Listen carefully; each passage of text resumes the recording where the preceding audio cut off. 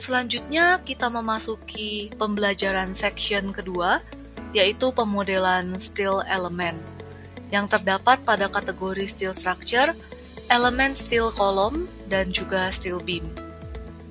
Untuk elemen ini merupakan elemen baru yang terdapat pada TAS versi 11.600, yang rilis pada bulan April tahun 2024. Sebelum memasuki pemodelan, kita perlu mengetahui perbedaan steel composite elemen yang lama dengan steel elemen yang baru. Di mana perbedaan pertama terdapat pada steel composite yang lama itu memiliki struktur komposit beton baja. Sedangkan steel elemen yang baru hanya memiliki struktur baja yang kini telah dilengkapi dengan elemen baja tapered atau yang dikenal dengan baja welded untuk bahasanya di dalam TAS. Perbedaan kedua adalah pada elemen yang lama tidak bisa membuat sambungan baja, dan pada elemen yang baru sudah bisa membuat sambungan baja, baut, dan pelat. Namun, untuk steel composite yang lama dapat diekspor IFC dan dari outputnya dapat dibagi klasifikasinya berdasarkan segmentasi. Namun untuk steel elemen yang baru, saat ini tidak dapat diekspor IFC dan untuk outputnya tidak dapat dibagi by segmentation. Jadi jika outputnya ingin dipisah, mohon dari awal sudah memisahkan zona ataupun bisa dibagi outputnya dengan menginput pada atribut remark.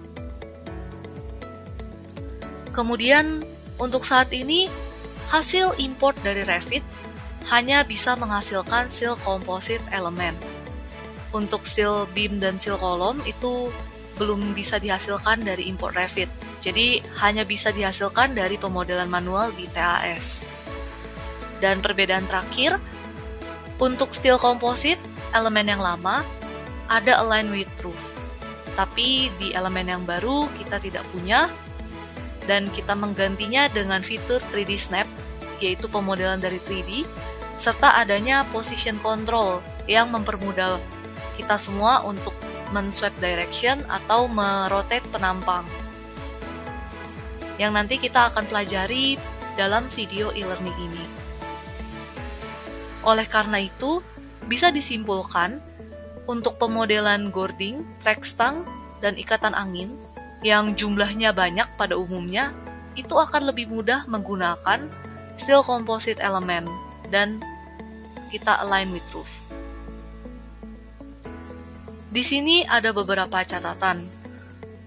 Apabila Bapak Ibu sebelumnya telah memodelkan entity menggunakan steel composite, itu saat ini belum bisa di-convert ke steel elemen yang baru. Jadi, cara satu-satunya adalah perlu pemodelan ulang. Jika memang perlu kuantiti sambungan menggunakan software TAS. Dan yang kedua, sebelum memodelkan sambungan, pastikan floor height di floor setting sudah benar. Karena ketika sambungan baja sudah di-generate dan floor height-nya mengalami perubahan, sambungan baja itu tidak mengikuti atau tidak bisa mengikuti floor height yang kita ubah.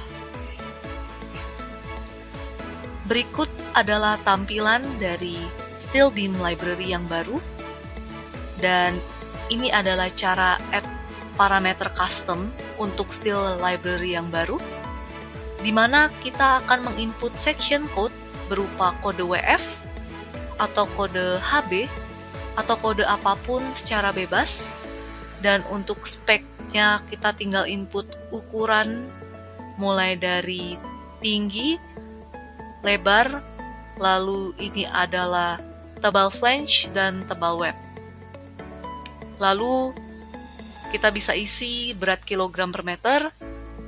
Dan di sini ada parameter tambahan, yaitu luas penampang per meter. Dan jika tidak tahu atau tidak ingin dicari outputnya, Bapak Ibu bisa input 0. Dan untuk welded atau tapered beam, kita gunakan di bagian welded section di kiri bawah. Dan sistemnya kita tinggal menginput penampang atau tinggi penampang di start point dan tinggi penampang di end point.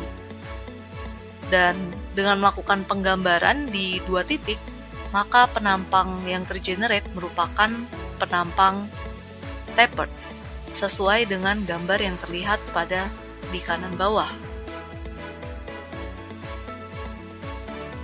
Untuk fitur 3D Snap, itu terdapat pada deretan status bar. Pada umumnya, untuk menggunakan 3D Snap, kita perlu mematikan ortogonal secara 2D, dan juga kita perlu mematikan tools di 3D Snap bagian perpendicular. Karena perpendicular ini akan menyebabkan penggambaran kita tidak bisa sloping atau berbeda elevasi. Dengan mematikan ortogonal dan perpendicular, kita dapat menggambar steel beam antar kolom yang berbeda elevasi dari 3D view ini. Kemudian untuk position control, kita bisa men-setting dulu sumbu rotasi ataupun sumbu acuan dari penampang balok, dan kemudian kita bisa lakukan rotate ataupun swipe direction dengan mudah menggunakan fitur position control.